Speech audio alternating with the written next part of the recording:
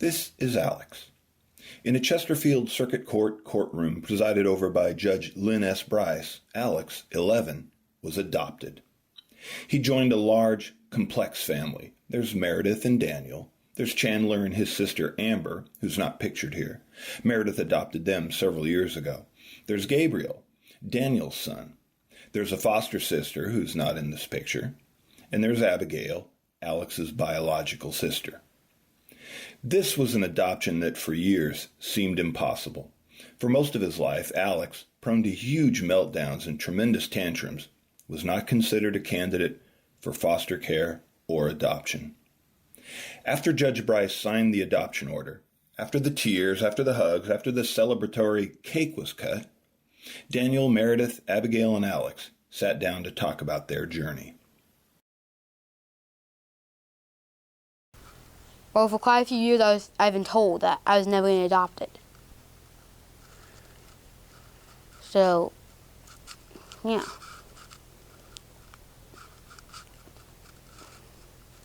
I would always say that I will get adopted eventually. And they say it again, and that's when I start the tantrum.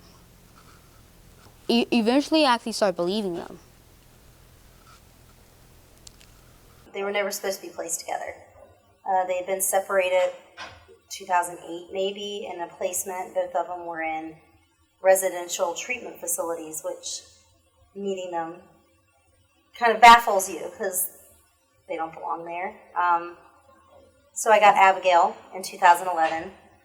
Because all those years that we weren't together, I just never really felt happy. And it's just something that I'd always prayed about for years. And when I came into the home with Mom, I told her that that's all I wanted.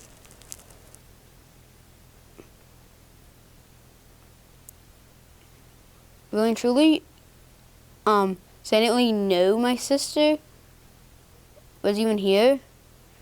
Like, the only thing I actually knew about my sister was that I had one. And for most of my life there, I was actually just hope that she was real, not just my imagination.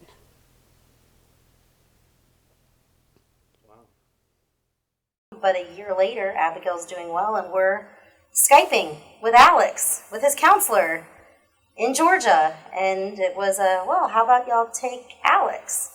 So all of a sudden, everything Abigail had been saying, I want my brother, I want my brother, I want my brother, was a reality.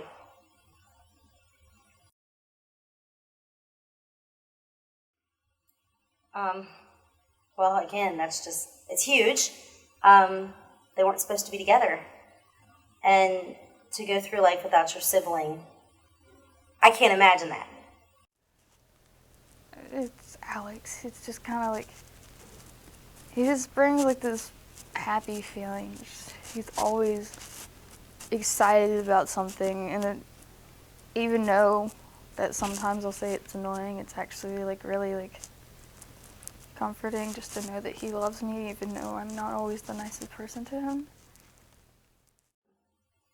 No, that it helps with anxiety, especially on both of their part, because Alex is like, am I going to stay here?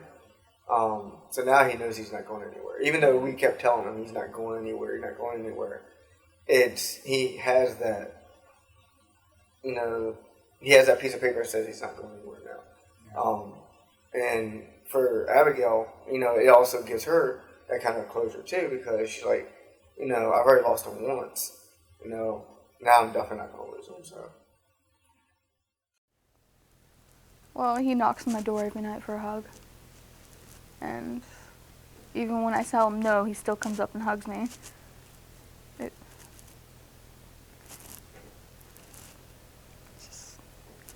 He's very good at showing you that he loves you.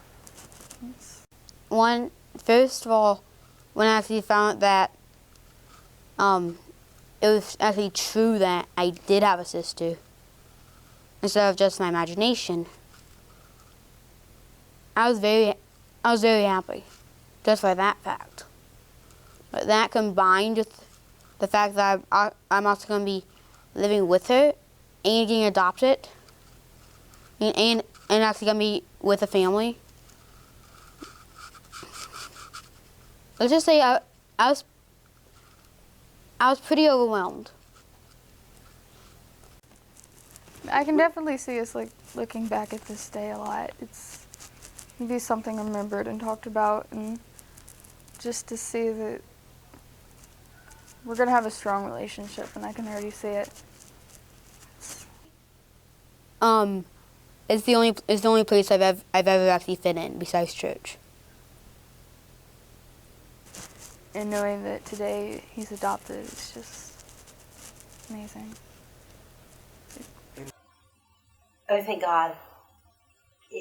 It's been 3 years in the making, so it was just finally.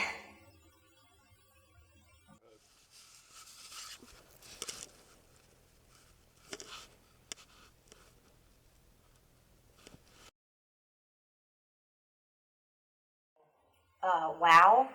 I have adopted both with Lutheran and before not with Lutheran. And the support that you get with a therapeutic agency that cares. I don't think you can put a price on that. Both of the children that we've been able to adopt in our home through Lutheran were quote-unquote unadoptable. No one was looking for a home for them. They weren't out on adoptuskids.org. They had just been dispensed of. And that wasn't the attitude with Abigail or Alex. When I was interested in Abigail, it was, of course, you're interested in Abigail, let's make it happen. And then when Alex came, even in all the things that he was going through and all of his needs, no one once said, this can't happen.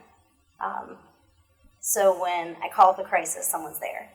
And when I just need someone to walk me through, yes, you can do this.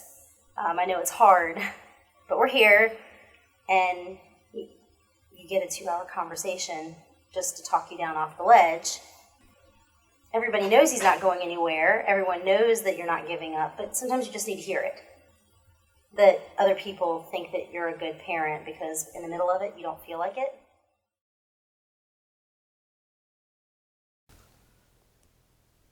It's not just what I've accomplished. It wasn't purely me. I also had the help of the loving family that took me in. Bye.